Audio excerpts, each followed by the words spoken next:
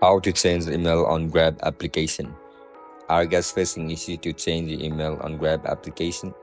If that's so, then this video might help you out. Without further ado, let's get started. First of all, open Grab application on your mobile device. Once you open the app, now log in into your account with your registered email and password.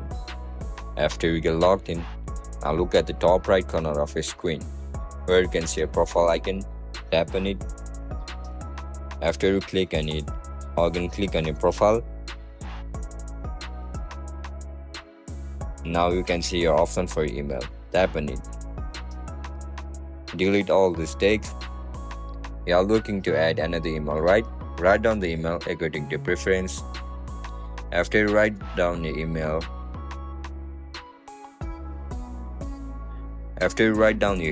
just simply hit the save button. Once you hit the save button, click on request another verification email. After you click on it, they will send you a verification code on your email. Just go over your email and click on the Grab application email. You can see the option for request. You can see the option for verify my account. Tap on it. As soon as you click on it, your email address will be changed.